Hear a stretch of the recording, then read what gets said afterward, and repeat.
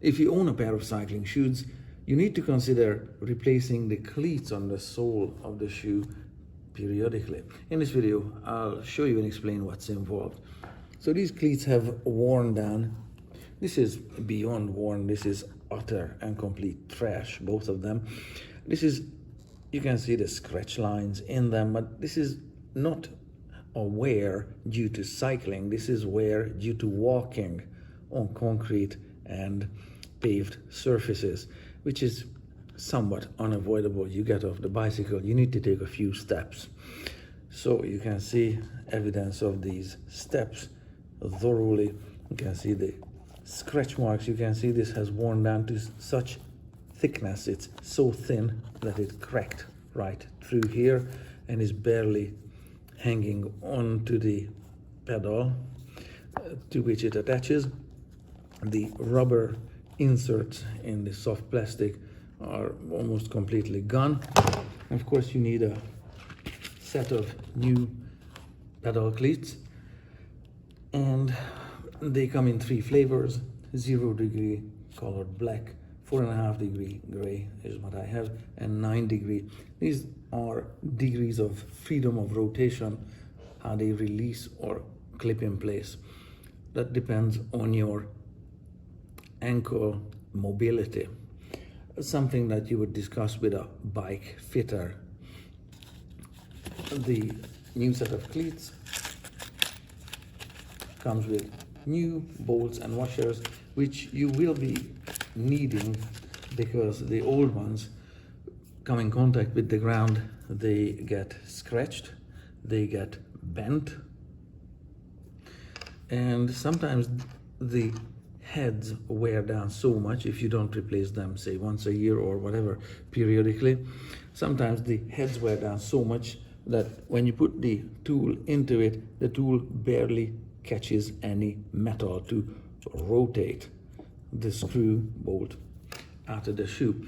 So they need to be tightened, not with this one, this is for removal. They need to be tightened with an impact wrench, ideally, to about 5 Newton meters of torque. These are made of soft nylon purposefully. They are meant to be a wear component. Think about it. This one is soft PVC, very inexpensive, clips into a metal pedal. So between the pedal and the PVC, the thought is that they want this to be a replaceable wear item instead of having a metal cleat here that wears out the metal surfaces, contact surfaces on a metal pedal. Instead of wearing the pedal, this one wears. This is also a lot lighter than having this made out of metal. That's why they are made out of just plastic. It's a sacrificial piece of plastic, so get used to it. These need to be replaced. They also need to match the pedal in their design, so these need to have 3 holes, obviously, for mounting, but they are not compatible with Shimano pedals, or some brands are not compatible with each other. This is a Look branded cleat that matches a Look pedal that I have on my bicycle.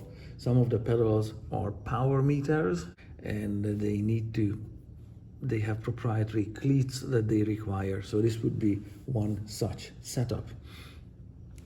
So removal is not rocket science if your bolt head has enough metal left in it for the tool to catch on and be effectively or efficiently removing the bolt.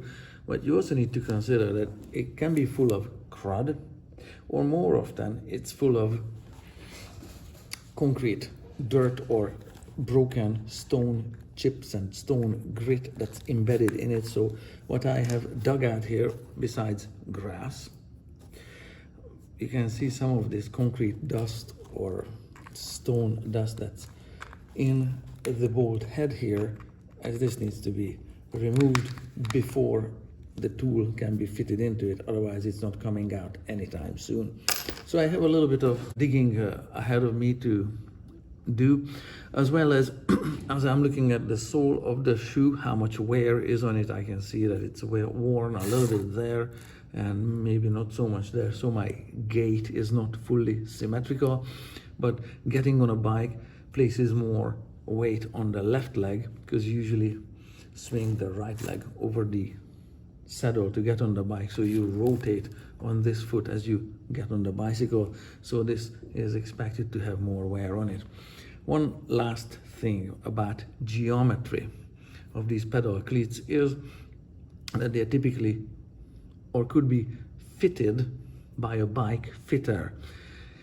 The location of this can move a little bit side to side or fore and aft depending on your foot geometry, as well as you might have an ankle that is, you could be a pronator or a supinator. Your ankle might be tilting inwards or leaning outwards, and you might have underneath these cleats shims that are thick on one side and tapering to thin on the other side to correct for supination or pronation. If your natural ankle is positioned this way, it needs a shim to correct it to a neutral position. So if you have shims underneath these cleats, the shims need to be also rotated and positioned exactly and correctly underneath. That's also involved when you're replacing these cleats, so get ready for paying attention to that.